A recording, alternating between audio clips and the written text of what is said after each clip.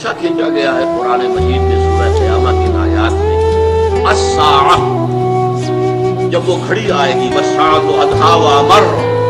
بہت کڑوی گھڑی ہوگی، بہت وقت بڑھانا ہوگا، ہلچل ہوگی۔ اور ڈاکٹر بشیر الدین محمود کا خیال یہ ہے کہ یہ نظام شمسی میں ہوگا، یہ سارا کا سارا اختلاط۔ اس کائنات کے اندر بہت سی گیلیکسیز ہیں، تو ایسا محسوس ہوتا ہے کہ بعض گیلیکسیز کی قیامت واقع ہو چکی، وہ بلیک ہولز کے اندر دفن ہو چکی، اور ہماری جو گیلیکسی ہے جس میں یہ زمین ہے ہماری، جب یہ قیامت آئے گی تو اس کا سارا جو اختلاط جو ہوگا وہ در حقیقت اس نظام شمسی کے اندر ہوگا۔ اب نظام شمسی میں آپ کو معلوم ہے کہ سورج مرکز ہے، اس کے گرد جو ہے سیارے چکر لگا رہے ہیں، چاند ہے مختلف سیاروں کے گرد چکر لگا رہے ہیں۔ یہ نظام جو ہے ایک میوچول بیلنس، گریویٹیشنل فورسز جو ہے ان کا ایک میوچول بیلنس ہے جس کے تحت یہ نظام قائم ہے۔ اس بیلنس کو ایک جگہ سے بھی ذرا ڈسٹرب کر دیا جائے تو کیا ہوگا؟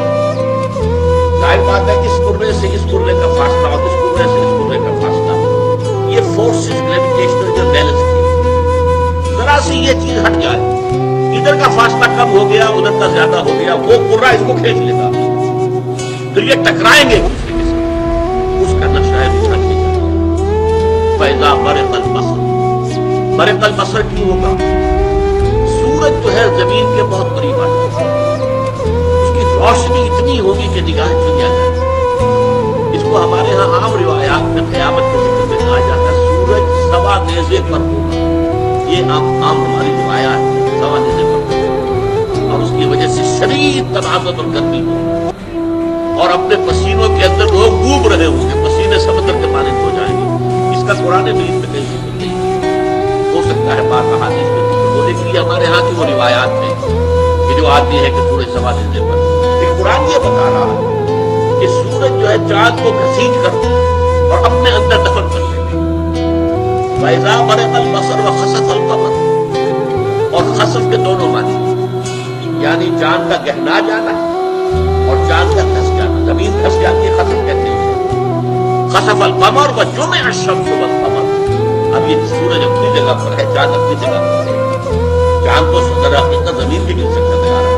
زمین سورج کے بھی چکر لگا رہے ہیں، لیکن ایسا اختلال کوئی ہوگا اس نظام شمسی کے اندر کہ چاند جو ہے وہ سورج کے اندر پھنس جائے۔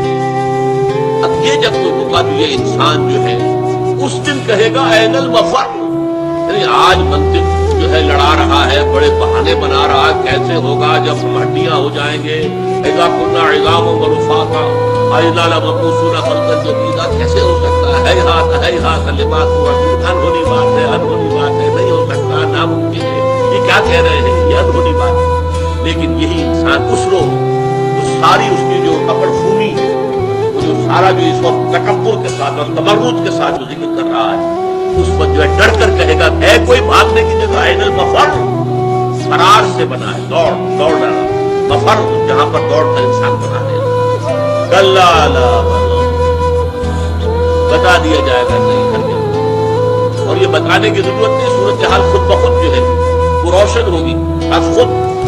لا وزر، کہیں کوئی جائے پناہ نہیں ہے، کوئی ٹھکانہ نہیں ہے، کہیں پر بچنے کی بھاگ جانے کی کوئی جگہ نہیں۔ الی ربک یومئذ المستقر، اس دن تو تمہارے رب ہی کے حضور میں جا کھڑے ہونا ہے، کشاں کشاں جاؤ گے وہیں پہنچو۔